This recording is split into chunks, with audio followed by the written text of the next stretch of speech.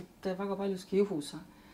Selles mõttes, et ma küll õppisin koolis filmiklassis, ma olin Vestholmi gümnaasiumis toona 22. keskkool ja seal oli tollel ajal oli erialane spetsialiseerumine keskkoolis, oli võimalus kas piimandust või siis filmi õppida. Et mina läksin küll filmi õppima, aga tollel hetkel ei olnud mul küll nagu mingit kavatsust mitte kusagile edasi minna õppima filmi, vaid hoopis teised unistused ja hoopis teised plaanid olid. Aga kuna ma siiski, ütleme nii, et muutsin kõiki oma suundasid 10. klassi lõpus, ehk teisisõnu ma ei tahtnud ühel hetkel saada ei sportlaseks ega füüsikuks. Ja siis, kui oli keskkooli lõpetamine, siis vaatamata sellele, et mul oli väga head tulemused, olin ma siis absoluutselt nii-öelda tuulte pärusmaal, et kes tõmbas, kes tiris ja mina ei teadnud, mida ma tahtsin minna õppima.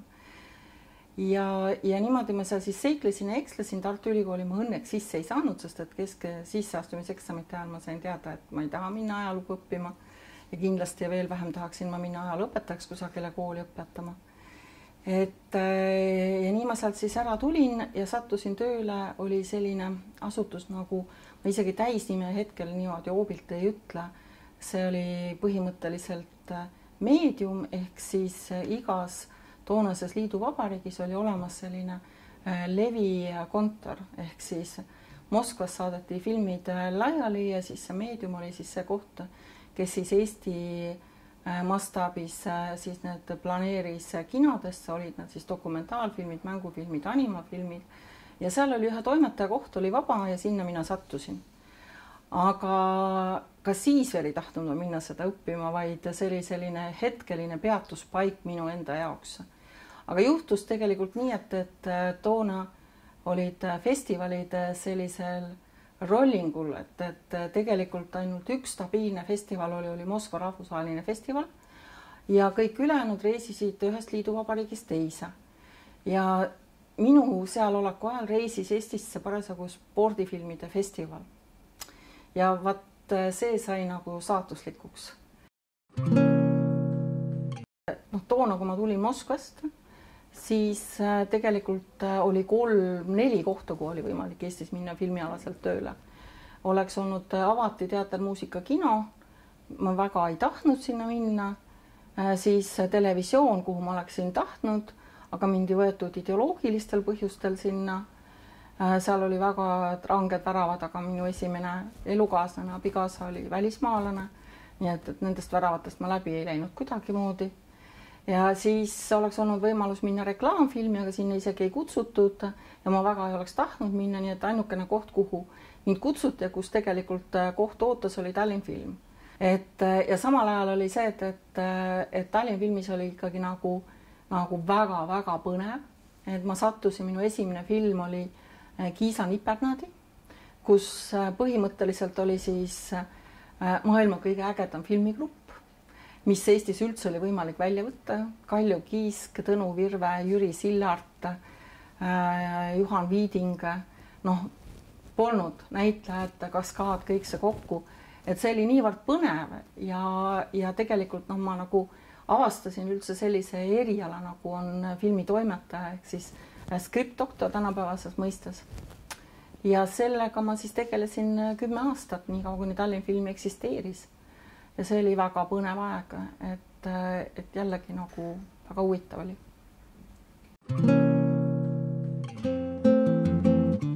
Kolm filmi, millega mul on meeldinud tööd teha või? Et neid on esiteks nii kohutavalt palju olnud, et ma vist mingil hetkel loobusin nendel lisamisest oma CV-sse. Et see tundus nagu lihtsalt juba mingi üüratusena. Et esimesena muidugi, mis mulle tohutult meeldis, et oli Nipernaadi, mis oli lihtsalt meeletult huvitav, siis sellesse ajajärku tõenäoliselt jääb ka veel varastatud kohtumine ja üldse koostöö Leida Laiusega. Mul on üldse olnud selles mõttes au, et üldse ütleme nii, et terve see aeg, mis ma seal Tallinn filmis töötasin, seal vist polnudki peaaegu, et filmi, mille toimetama ei oleks olnud. Aga see, et sa oled nagu kõikide tolleaegsete hiidudega nagu tööd koos teinud, et see oli nagu väga huvitav kogemus, et kõiki neid võrrelda ja kõike teha. Et see siis kui sa niimoodi hoobilt küsid, siis ma isegi ei oska ütelda, tõenäoliselt on ka sellest lähiajast olnud igasuguseid huvitavaid asju, mis on nagu olnud niisugune, see on see, et kui sa oled noor, siis see jätab sulle jälje, eks ju, aga hiljem ta muutub rutiinseks tegevuseks ja tegijad on ju ka enamuses kõik need samad, et et siis ta ei ole enam nii huvitav, et enam niisugust elamust enneolematut võib-olla, et ei saagi või selliselt, et eks neid on nagu edaspidigi tehtud, aga võib-olla ma ei tea, kõige drastilisem, kindlasti see on kõige huvitavam, aga kõige drastilisem on olnud Buratino. Ma arvan, et see kuskil alateadvuses tiksus mul peas sellest hetkest, kui see spordifilmide festival oli, et see, aga see jäigi nii, et kui ma juba selle Filmimaxi lõin, ehk see oli siis levi- ja tootmisfirma, et siis oli see, et algusest peale tegelikult oli eesmärk ka tuua Eestisse festival. Aga ma ei julgenud seda teha, sest et ütleme nii, et kuna ei olnud olemas Eestis sellist asja nagu festivali tegemise traditsiooni ja ma ei teadnud, kas seda on võimalik üldse teha, tollel hetkel kogu see Eesti filmisituatsioon oli nagu päris drastiline, oli esimene majanduskriis, nagu seda ma sain tagantjärgi teada, eks, tollel hetkel, kui ma siplesin seal oma firmaga, ma loomulikult seda ei teadnud, sellest siis nagu sellisel kujul üldse ei räägitud, eks. Siis oli see aeg, kus oli suur kinode sulgemise aega, et kogu sellest 600-sest filmi või tähendab kinode võrgust, mis Eestis oli, jäi järgi 2,5 piltlikult öeldes. Siis üks põhjusest ka, miks Filmimax pankroti läks, oli see, et tal lihtsalt ei olnud ekraani aega. Et see jäi nagu kõik Ameerika filmide kätte, et kinod näitasid ainult Ameerika filme, ei pääsenud nagu enam kuskilt löögile nende filmidega. Ja siis samal ajal oli ka see, et mulle meeldib seda näidet tuua, kuigi see täna kõlab juba päris uskumatuna, aga näiteks parlamendi saadik jätan nime nimetamata, kes mul ütles, et mis asja sa jahud nendest kinodest, eks, et kes tahab sõidab Pariisi vaatama, eks ju, milleks meile neid kinosid tarvis. See oli kõik, selle aeg oli selline, eks. Ja küsimuse all oli ka see, et kas üldse Eesti filmi on vaja, sellepärast, et kui me siin Hollywoodi ei jaksa teha, eks, ja ei oska teha ja ei saa teha, aga milleks meile siis seda üldse tarvis on. Ja kõik see oli niisugune hästi suur kaos oli. Aga ikkagi nagu ma teadsin, et festivalid on tegelikult alati sündinud maailma suurimad, näiteks nii Veneetsia kui ka Cannes ja Berliin, et nad on enamasti mingi sellise protestiaktsioonina, mingi festival on see, mis võtab fookusesse ühe valdkonna. Et sa saad nagu väga palju rääkida läbi selle festivali, selle valdkonna probleemidest ja saad nagu rääkida väga kõvasti. Ja see oli nagu üks nendest mõtetest, miks ma seda festivali tahtsin teha. Teiseks oli see, et levitajana mul oli olemas nagu kogu see networking ehk teisisõnu kõik see suhtlusvõrk, mis on tarvis selleks, et üks festival sünniks ja maailma ma ei pidanud teda hakkama nagu nullist tegema. Ja enne seda olin ma korraldanud nagu N+1 filminädalat erinevatest riikidest veel lisaks, mis on ju kõik nagu minifestivalid. Ja mul oli nagu selline, meil olid peresõbrad, olid tolleaegne Taani suursaadik ja tema abikaasa, kes ka nagu teadis seda minu soovi ja siis ta nagu ikka kogu aeg kutsus ja rääkis ja ühesõnaga kõik minu välissõbrad mulle nagu tegid selgeks, et ma hakkan nüüd tegema ükskord. Ja ma ikka veel põnnasin ja siis mind kutsuti sinna õhtusöögile ja sõna otseses mõttes tehti nagu tõsine ajupesu, et kas oled siis või ei ole siis nüüd inimene hakkad tegema või ei hakka, et kaua sa siis nagu käid sellega, et seda oleks väga vaja. Ja siis ma ütlesin, et okei, et ma siis järgmine hommiku hakkan. Ja siis ma hakkasingi nagu järgmine hommiku seda tegema. Et see esimene festival sündis sõna otseses mõttes, nii et oli Filmimaxi meeskond veel, mis ei olnud nagu me päris pankroti polnud läinud siis veel. Siis oli see, et oli Filmimaxi rahad, minu sõbrad, kes toetasid siis, kes 500 krooniga, kes 1000 krooniga ja pidades mulle seejuures mäejutlusi, et küll ma olen ikka loll, et kellele seda festivali tarvis on ja et miks mina kunagi rikkaks ei taha saada ja nii edasi. Et eks ta on nii ja kõik on suhteline. Ja siis, aga kuna ma olin lubanud ja minu jaoks on see oluline, et kui ma midagi luban, siis no ma mõtlesin, et ma käin siis selle läbi ja vaatan, kas siis tuleb või ei tule välja, natukene andis ka linn raha ja tegelikult juhtus see asi, et oligi, et kui oli, me tegime nagu 28 filmi linastus, põhiliselt olid Põhjamaade filmid ja siis Prantsuse, Saksamaa ja 15 külalist, Agi Kaurismägi avas seda, et ja ma mäletan, et me saime nagu üle 5000 külastuse, mis oli tolle aja kohta täiesti enneolematu number, rääkimata sellest, et kinomaja ees oli katkematu järjekord, et pääseda filmidele. Ja see oli nagu selge, et järelikult sellist asja on tarvis, et noh, et kõik need, kes ütlesid, et Eestil seda vaja ei ole, et nad nagu eksisid. See on hea küsimus.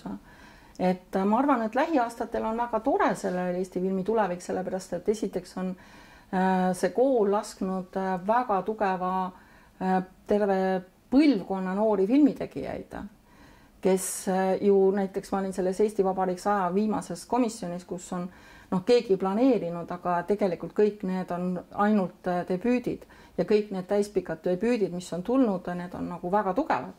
Et see, mis kui me räägime mängufilmi tulevikust, siis ma arvan, et praegusel hetkel on ta väga vinge see tulevik. Ja kui me suudame nagu ka käivitada nüüd nii, et see sama cash rebate läheks suuremaks ja tal ei tuleks nagu lage, praegu on tal miljon ainult, sellega on väga vähe, seda on kerge kätte saada. Kui me suudame järgmise Pampersi tekitada, et meil tekib see sama nagu stuudio võimaluseks, mis tegelikult annab selle võimaluse, et siin tulevad välisgrupid, eestlased saavad tööd, käib perevahetus, kogemuste vahetus. Ma räägin otseselt sellest kasust, mis Eesti filmile on, eks ole. Ja Eesti film tänaseks on ennast välja võidelnud ju kõikidele suurematele rahvusvahelistele festivalidele, ta on olnud nomineeritud Oscarile, 2 korda Golden Globe'ile. See, et need on koostööfilmid, sellest ei ole mitte midagi hullu, see ongi normaalne reality tänasel päeval, eks. Ma arvan, et kõik on väga hästi, seda tuleb nagu hoida. Et kus ma võib-olla muret näen, on dokumentalistika, mis mulle tundub, et liialt supleb omas supis.